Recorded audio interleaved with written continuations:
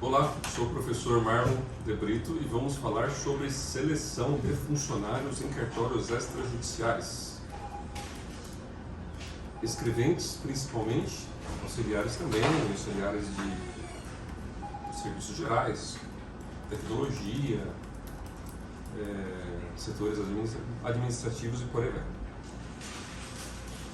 Vai ser bem rápido do que já deu certo, do que não deu, em que ponto estamos e o que a gente precisa das agências de RH ou do pessoal que for conversar com a gente. Talvez já esteja aparecendo aí na tela, tem que tomar cuidado com a LGPD. Conforme eu expandi, já percebi que apareceu o nome de alguém, eu não posso mostrar nome de pessoas, né? Então, quem for editar o vídeo vai ter que fazer uma tarde já cumprindo a LGPD. A primeira fase tem que analisar com muito cuidado a gestão estratégica da seleção. Então, isso já ocorre primeiro lá na fase de cúpula, lá em cima, e a gente libera quadros, uma planilha que a gente diz lá, ó, o cargo de escrevente está com 2 vagas abertas, por exemplo, e dessas 2 vagas, a data para a seleção, tá? Me mostra essa planilha que eu vou colocar na imagem, por favor. E daí a gente coloca o principal auxiliar e lá nessa planilha a gente coloca qual o cargo, o que ele vai fazer, qual a atividade, então, portanto, quais são as competências dessa pessoa, quais são as habilidades dessa pessoa, tá?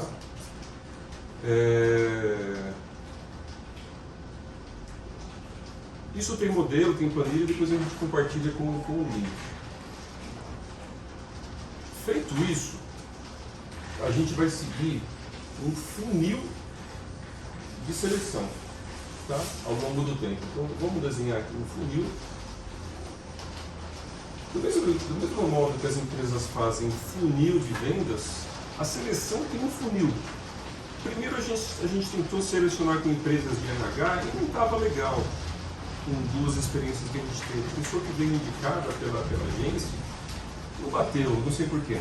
Então a gente vai começar a descobrir o porquê que não deu certo, o que tem que ser ajustado para as agências entenderem o critério do que a gente precisa. Então, o primeiro funil, antes do funil, ele define muito claramente o perfil do funcionário. A gente leu 2 livros, um deles está aqui, sobre seleção. Eu estudei 2 livros inteiros para criar esse formato. Os resultados foram bons. De uma época em que eu fiz inteiramente o processo comigo, sem agência. Mas eu não quero virar uma agência de RH, eu quero terceirizar isso do cartório, eu não quero eu ficar concentrando em mim esses processos. Então, vamos falar de escrevente. O escrevente, a gente percebeu, eu tenho 30 anos de cartório extrajudicial. E outro dia vi um vídeo na área de tecnologia e o palestrante falou assim: cara bom sabe escolher cara bom. E cara que não é bom, ou cara que não é da área, não sabe escolher quem não é da área. Ele não consegue detectar se aquela pessoa é boa ou não. Então, no final, no mínimo, o oficial, alguém muito bem capacitado, tem que validar todo o processo, o teste, se tudo deu certo. Mas o legal é que esse processo fique bem objetivo para funcionar desde o começo lá com a agência, não para lá no final eu devolver 80% e ficar garimpando agulha no palheiro. Um dos critérios que eu percebi que faz muita diferença, eu sempre gostei de testar o raciocínio lógico, solução de problemas, porque o escrevente é qualificador, ele tem que julgar um documento, é quase um juiz do documento. Quase não, ele é um juiz do documento, ele recebe o documento em mãos, ele lê, ele não é só conferente, ele lê aquele documento e fala: olha, eu verifiquei, apliquei todo o procedimento, tá? Então, é necessário ter a experiência anterior em cartório? Não necessariamente, porque o procedimento está estudado pela nossa gestão do conhecimento e já está mapeado. O mais importante é que a pessoa seja boa resolvedora de problemas. Isso eu testo geralmente com teste de raciocínio lógico, eu aplico o método MBTI de personalidade. Eu já recebi alguns pelo teste DISC. A minha experiência com o MBTI deu um pouco mais certo. Eu posso testar novamente a metodologia DISC para isso. E algo que eu percebi que faz muita diferença, um atalho, um facilitador, é pessoal que tem bolsa de ProUni. Eu percebi um padrão. Quem tem bolsa 100% geralmente é o público-alvo estrelinha que mais tende a dar certo. Não que quem não teve bolsa não seja tão bom, mas quando a gente percebe isso, tende a dar certo. Alguns têm bolsa de 100% e outros têm bolsa de 50%. O de 100% geralmente tem mais perspectiva. Esses dias um oficial de uma cidade grande me ligou. Eu queria falar com o oficial aí do cartório de Cabreúva. Marlon, atendi ele. Eu queria saber o que você faz aí que dá tão certo. Eu falei, poxa, mas quem falou pra você? Tá todo mundo falando. Eu fiquei surpreso com isso. Fiquei surpreso que o meu indicador aqui, em outros vídeos eu já falei que a gente tem a atitude em Cabreúva de ter uma estratégia de seleção. Eu prefiro um funcionário que entra, cresce comigo e vai para algum lugar, cresce, do que aquele que entra e fica estagnado, não fica feliz, não anda. Então, eu prefiro algo que é bom para todo mundo. É aquilo que as empresas de RH falam, a gente alinhar o plano de carreira, que é da pessoa, com o plano de cargos e de salários, que é do cartório da empresa. Quando esses dois estão alinhados, é um casamento que dá certo, né? Então, assim como eu trabalhei no cartório, e o próprio oficial, que era meu chefe, falava, vai fazer faculdade de Direito, eu era desenvolvedor de sistemas. Se você fez a faculdade de Direito, você pode prestar concurso de cartório e tal. Ele mesmo me estimulava a ter crescimento. Ele falava, se você deixar seu serviço em dia, você pode estudar. Eu corria, fazia meu serviço bem feito, terminava e estudava no tempinho que... Eu estudava também para trabalhar melhor. Então eu estudava para o meu próprio trabalho. Quanto mais capacitado eu estava, isso me permitiu passar em alguns concursos públicos. E dos meus ex-funcionários que já passaram por mim em Cabreúva, 2 já passaram em concursos de titulares de cartório, para oficial de registro de imóveis. Um tomou posse, passou, depois fez remoção e já removeu para outro lugar. O outro passou, mas pela colocação ele decidiu não pegar um cartório pequeno. Mas ele passou. Fora isso, ex-escreventes, como é que o oficial da outra cidade grande me ligou para perguntar o que eu fazia? Porque muitos ex-funcionários meus, eu falava, aqui é uma cidade pequena, 50 mil habitantes, eu tenho um limite de orçamento para pagar um salário. Então, chega um certo ponto, cara, eu funcionário, naquela intimidade de irmão, cara, quer fazer voo, quer procurar algum lugar, tranquilo. Se puder, me avisa, né? Não vai sair de repente, tô procurando, tô para sair em hora, vamos se preparar. Então fica uma coisa boa, legal para os dois lados. Então 2 passaram em concurso, 2 devem estar ganhando mais de 20 mil reais pelas cidades e cartórios que eles estão. Eu estimo esse tipo de rendimento para eles. E uns 5 ou 6 devem estar ganhando aí mais de 5 mil reais em cartórios maiores também, pelos cargos que eu sei que eles estão. E logo logo a gente vai ter os depoimentos dele que vão aparecer nos lugares. Então eu percebi um padrão. Eu percebi um padrão que eu consigo formar o escrevente. Então, muita gente começou a me pedir em grupos: escola de escreventes, escola de escreventes, escola de escreventes. Então a gente vai começar com uma estratégia que a gente procura alguém, se for jovem, geralmente acaba indo melhor, mas nada impede que pessoa de qualquer idade entre nesse sistema. Então, através dos testes, muitos testes, demoravam 4 horas por candidato esses testes, mas o que acontece? Eu vou dar um exemplo aqui, funil. Eu fazia um anúncio, gastava lá, por exemplo, R$1.000 de um anúncio em alguma mídia, ou digital. As mídias a gente vai falar em outro momento, tem planilhas, tabelas, de onde fazer anúncio. Isso, por exemplo, gerava 2.000 visitas, por exemplo, no site. Dessas 2.000 visitas, digamos que 200 preenchiam o formulário que está interessado. Em seguida, ocorriam testes online. E daí 100, por exemplo, fizeram os testes online. É que os testes antigamente eram presenciais e a gente está procurando cada vez mais fazer testes online.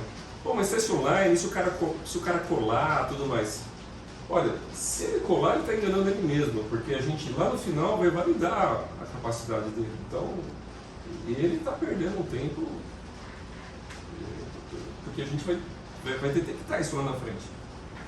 Então, pelo menos o teste já se torna um parâmetro para eu mesmo dizer, cara, candidato, você tem um perfil que eu estou procurando, um outro candidato, ó, você não está enquadrado diretamente no perfil. Então, por que procurar algo que não seja bom para os dois lados? Perfil legal, raciocínio lógico com pontuação maior, redação, ver como que ele escreve. Modéstia à parte, quem trabalha comigo, depois de 6 meses começa a redigir bem. Eu já vi cartórios que as pessoas ficam lá 10 anos, 20 anos e não aprendem a redigir.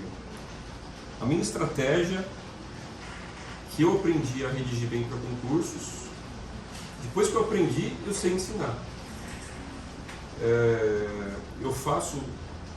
Eu exercito o músculo do funcionário para que ele sempre escreva e eu conserto. Me dá um modelo, eu falo, não, faz você primeiro. Aí eu corrijo. Esse vai e vem é uma aula, é uma segunda faculdade, cartório, porque cada vez que eu corrigir é como se fosse um professor de português ensinando português, pela prática. Então, de 100 testes online, daí depois passa por uma triagem, que pode ser do oficial titular ou de um colaborador treinado para isso, tem que ter manual para fazer bem feito. E digamos que desses 100, eu escolha 30 para fazer entrevistas. Poxa, por que tanta gente? Esses livros ensinam uma coisa. O grande problema é quando surge uma vaga urgente, você corre no mercado para fazer aquela vaga, faz um anúncio de jornal, aparece 2 pessoas. Com 2 pessoas para uma vaga, você não está contratando o melhor, você está contratando o menos pior. Por quê? A gente precisa de uma amostragem, pelo menos na fase de entrevista, ideal, a gente vai refinar cada vez mais esses números. Mas pelo menos 10 candidatos entrevistados para uma vaga. Aí sim você vai conseguir selecionar aquela agulha no palheiro, aquela pessoa que tem a vocação para trabalho legal e deslanchar. Então, por favor, que eu faço para os demais, para eles procurarem outro lugar onde eles descubram a vocação deles. É bom para os dois lados.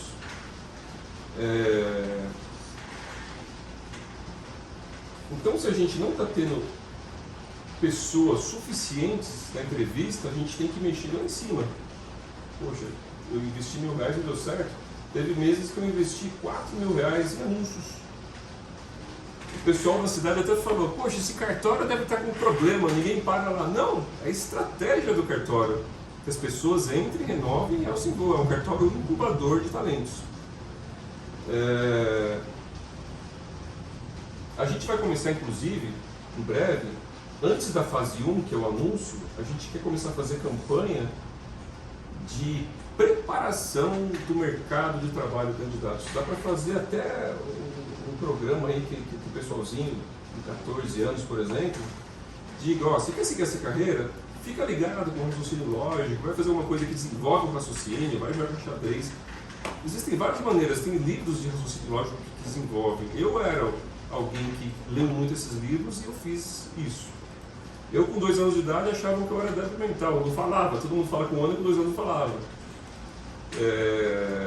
Estudei, aprendi a ter raciocínio lógico. Então não é uma coisa fixa, tem coisa que a gente desenvolve esse músculo do raciocínio.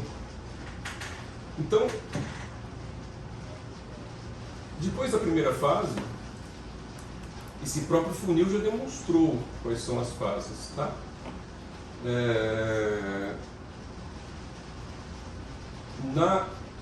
Talvez a gente vai incluir logo aqui uma fase intermediária. Para escrevente é muito bom que seja estudante de direito ou bacharel em direito. Alguns cartórios só contratam bacharel. Alguns cartórios contratam estudante, depende do ano. E alguns cartórios contratam até quem não é bacharel. Às vezes, na entrevista, você tem uma vaga e aparece 3 bons. Esses livros falam, abra a vaga para os 3. Eu já fiz isso e é muito legal, dá certo. Tem um monte de projeto que às vezes fica parado, atrasado. Pô, contrata 3 e desenvolve algum projeto que está precisando, melhorar alguma coisa. Faz muito sentido. Essa dica que esses livros práticos ensinaram são muito legais. Vale a pena ler esse tipo de literatura. Vocês têm dúvidas? Lembram de alguma coisa que eu não falei ainda? Vamos revisar rapidinho um procedimento que a gente tem aqui. Então, a gente começou a organizar uma pasta no Drive para o pessoal compartilhar. Na primeira pasta, a gente vai falar de gestão estratégica, né? Então, o time que vai abrir a vaga vai organizar aqui a documentação para isso. Depois, uma outra pastinha é isso que a gente vai lançar em breve, uma campanha de capacitação de candidatos. Do jeito que às vezes a gente vê assim, jovem, conheça a carreira militar, por exemplo. A gente vai dizer, jovens, posso fazer na cidade, pode fazer com institutos de cartórios no Brasil inteiro, que é bonito. Jovens, conheçam a carreira de escrevente, é uma carreira bonita, tem, em muitos lugares dá para ganhar bem. Se a pessoa tiver vocação, ela deslancha, é um ramo bacana para trabalhar. Numa outra pasta a gente vai ter que padronizar anúncios. Se errar alguma coisa no meio do processo, é um bolo, é uma receita de bolo. Se errar, o bolo inteiro murcha e o processo fura. Então, cada detalhe na seleção faz toda a diferença. E o que você investir bem feito nessa fase faz toda a diferença no seu time depois. Toda a diferença no seu time, no seu cartório ou uma empresa, porque os cartórios são muito parecidos com empresas. É ideal que o anúncio leve o candidato para uma landing page, uma página, um site, uma página simples que seja, qualquer fornecedor, Wix, coisas bem simples assim, cria uma página, coloca lá a política do cartório, algo, coloca lá qual que é o trabalho, para o pessoalzinho saber, tem que filtrar, porque quando aparece lá 2.000 candidatos, se a gente não aplicar um filtro, a gente vai perder tempo com um monte de gente que está fora do perfil. É ruim para nós ele ficar 4 horas fazendo teste, e é ruim para ele também estar fazendo teste se ele está fora do perfil. Então tem que ter filtro. Isso aqui são técnicas consagradas de marketing, o funil de vendas e aqui é um funil de seleção de candidato. Os mesmos princípios praticamente se aplicam, tá? A gente tem vários testes padronizados, eu gosto de fazer teste de pesquisa. No ramo de escrevente, fica a dica aí para quem quer ser escrevente, não precisa saber tudo de direito. Se a pessoa sabe procurar, pesquisar, ler, ela consegue interpretar. Eu faço teste de interpretação, tá? Tem uma geração nova aí, Chico e Teco aí, TikTok, que tá olhando muito para dancinha e não tá aprendendo a interpretar texto. É verdade, tem que falar. Tem que aprender a interpretar texto. É uma geração nova que tem que... Fica a dica aí para a geração ler mais, né? Procura usar um pouquinho menos rede social e ler um pouquinho mais pegar uma atividade que você começa e termina, não uma coisa que você é interrompido o tempo todo no raciocínio. Isso não faz bem. Comprovado por neurocientistas, psicólogos e psiquiatras que as redes sociais fazem mal. Então, fica a dica para as agências de RH, já desde o início lá. Eu não procuro alguém, ele tem tantos anos de cartório, tem tantos anos de experiência em direito. Muitas vezes, eu prefiro alguém bom, de raciocínio lógico, eu dou um problema, ele resolve, do que alguém que tem anos e anos e anos de experiência jurídica, mas quando chega no cartório, ele está esperando algo pronto, ele não consegue resolver um problema. E registrar título é julgar. Você vai pegar um documento, você vai julgar, você vai olhar um monte de lei, um monte de requisitos, você vai julgar, isso aqui registra, vai redigir um registro. Isso aqui não registra, tem que redigir para um leigo, um cliente leigo, não pode por causa disso, dessa lei, dessa lei, dessa lei. A gente escreve às vezes devoluções de 3, 4 páginas. Então é um julgador, é um juiz do título, tá? Então é um mini juiz o escrevente.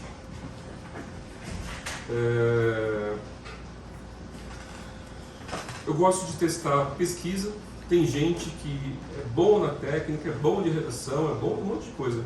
Mas a pessoa não consegue achar o conhecimento. Então a gente procura fazer a gestão do conhecimento, deixar uma biblioteca à disposição, tem a biblioteca jurídica, né? A gente assina os sites, jurisprudência e tudo mais. E eu faço testes às vezes para ver se a pessoa acha a decisão. Eu sei que tem a decisão lá e muita gente não acha a decisão. Poxa, essa pessoa... é tecnologia. Não. Hoje a tecnologia tem tudo. A gente tem que conhecer a tecnologia e saber fazer uma pesquisa, encontrar uma informação. Então a gente está procurando as melhores práticas disso, desenvolvendo as melhores práticas. Quem quiser colaborar, trocar ideia, participar, voluntário. Outro dia um escrevente me ligou, eu vou entrar de férias, eu quero ficar um mês aí de graça com você, fazer um estágio aprendendo com você. Poxa, que bacana, que legal.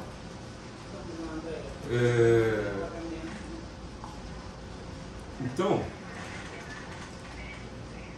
praticamente é isso aí. Vamos abrir só rapidinho um roteiro que eu fiz aqui, onde publicar, segmentação. Comenta, por favor, o som. Tá vindo aqui o som.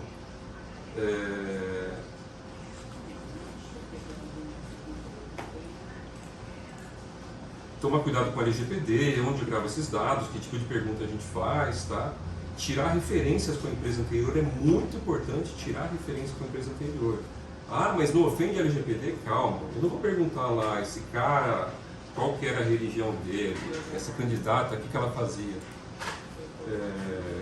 A gente trabalha com uma atividade, a gente vai entregar na mão de um escrevente uma parcela da fé pública. Fé pública é dizer, isso é verdade e dou fé. Essa pessoa tem uma função parajudicial, cartório extrajudicial, muito importante. Faz sentido até pesquisar antecedentes criminais. Poxa, se um cara tem antecedente criminal, ele não combina com o cartório, não combina com a atividade extrajudicial. Lembrando que antecedente criminal é uma condenação transitada em julgado, tá? Alguém ser investigado, analisado, no direito não quer dizer nada. O povo confunde, o povo leigo confunde muito isso. A gente já chegou a fazer testes em lote, alugou uma sala numa escola de informática, eu quero fazer 10 testes com 10 pessoas de uma vez. Então a gente quer melhorar cada vez mais esse processo.